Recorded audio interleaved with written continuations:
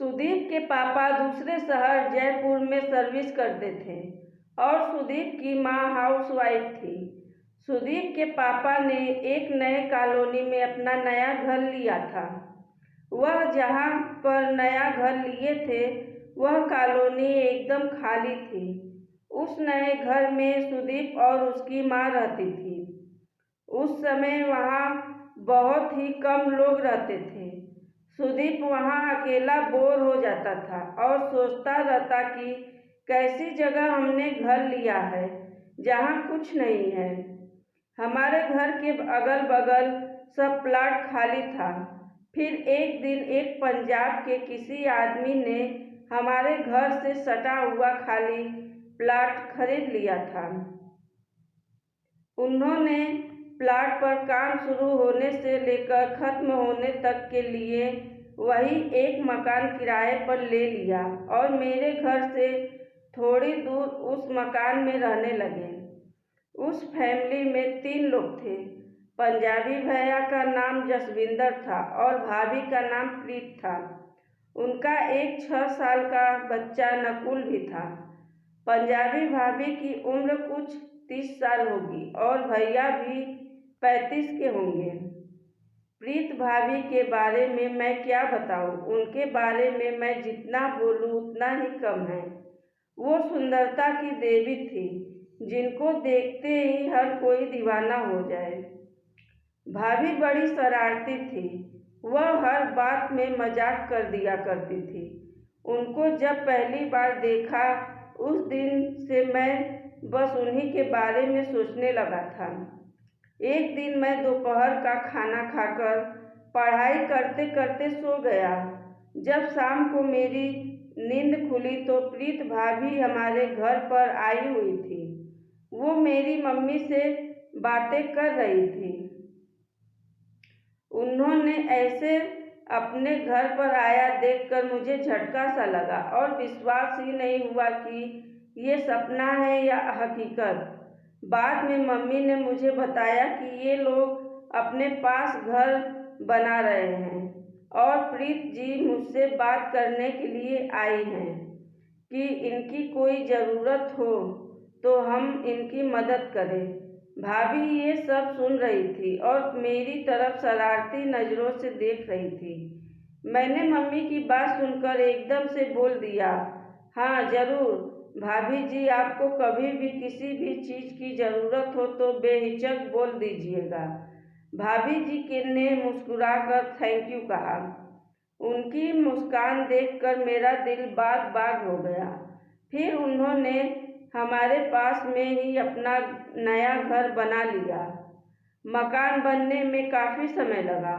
उस दौरान भाभी काफ़ी बार हमारे घर आती थी और जब दिन में घर का काम चलता था तो सारा दिन हमारे घर पर ही रहती थी। उनका बेटा नकुल मेरे साथ ही खेलता रहता था और भाभी से भी मेरी अच्छी दोस्ती हो चुकी थी। हम दोनों आपस में हर बात साझा कर लेते थे। फिर एक दिन मेरी मम्मी नानी के घर गई हुई थी और मैं घर में अकेला था। तभी दरवाजे की घंटी बजी। मैंने पूछा कौन? उधर से प्रीत भाभी की आवाज़ आई, मैं हूँ। मैंने बोला, हाँ अंदर आ जाओ भाभी। जब भाभी आई तो बोली, हमारा टीवी नहीं चल रहा है, ज़रा देख लो। मैंने उनके घर जाकर देखा तो पता चला कि टीवी का रिचार्ज खत्म हो चुका था। तो मैंने बोला, भाभी जी आपका रिचार्ज खत्म हो गया है, मैं कर देता हूँ। तभी मुझे याद आया कि मैं अपना मोबाइल तो अपने रूम में ही छोड़ आया हूँ। मैंने भाभी से कहा कि प्लीज़ आप ले आओ। मैं अपने मोबाइल में कोई लॉक का पासवर्ड नहीं रखता हूँ। हमारे मोबाइल फ़ोन में कुछ लड़कियों के बोल्ड फोटो थे। भाभी जब मेरा मोबाइल लेने गई तो उन्हें वापस आने में थोड़ा टाइम लगा। जब वो आई तो उनके चेहरे पर कुछ शरारती सी स्माइल थी। शायद उन्होंने फ़ोटो देख ली थी। वो मुझे मोबाइल देती हुई बोली, सुदीप, तुम तो छुपे रुस्तम निकले। मैंने पूछा, क्या हुआ भाभी?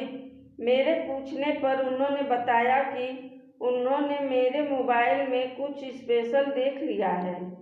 मैं समझ गया कि भाभी ने वह बोल्ड फोटो को देख लिया। मैं झेपते हुए कहा, अरे भाभी, वो तो ऐसे ही। भाभी ने एकदम से पूछ लिया, गर्लफ्रेंड की याद में देख रहे थे ना? ये सुनकर मैं एकदम से चौंक गया और हकलाते हुए बोला, नहीं भाभी जी, ऐसी कोई बात नहीं। अब मैं उनसे नजरें नहीं मिला पा रहा था। भाभी ने कहा, अरे यार, शर्माओ मत, कोई बात नहीं, इस उम्र में ऐसा होता है। फिर उन्होंने पूछा, गर्लफ्रेंड से मिलते हो क्या? मैंने कहा, भाभी जी, मेरी कोई गर्लफ्रेंड ही नहीं है, तो मिलूंगा किससे? भाभी बोली, क्यों नहीं है तुम्हारी गर्लफ्रेंड? मैंने कहा कि अभी तक कोई मिली ही नहीं। भाभी बोली, मैं कुछ हेल्प कर सकती हूँ क्या? मुझे बताओ कैसी चाहिए? मैंने सीधा बोल दिया कि भाभी आपके जैसी होनी चाहिए। भाभी हंसकर बोली, मेरी जैसी क्यों आखिर? मुझ में ऐसा क्या खास है? मैंने कहा, भाभी आप में ऐसा क्या कुछ नहीं है, वो तो मैं ही जानता हूँ। इस पर भाभी बोली, मतलब? मैंने बोल दिया, भाभी आप बहुत अच्छी हो और जब से आप इधर रहने आई हो उसी दिन से मैं आपको पसंद करता हूँ, लेकिन आपसे बोलने में डरता था। उन्होंने मुस्कुराते हुए कहा, तुम तो बहुत शरारती निकले। तभी नकुल स्कूल से वापस आ गया और मैं उसे उठाकर किस करने लगा। फिर नकुल से पूछा कि मैडम आपसे प्यार करती हैं? तब नकुल कहता है, अंकल, हमारी मैडम कहती हैं प्यार सबसे करना चाहिए, प्यार से दूरियां कम होती हैं। मैं भाभी की तरफ देखकर मुस्कुराने लगा, वह भी हमारी तरफ देखकर हंसने लगी।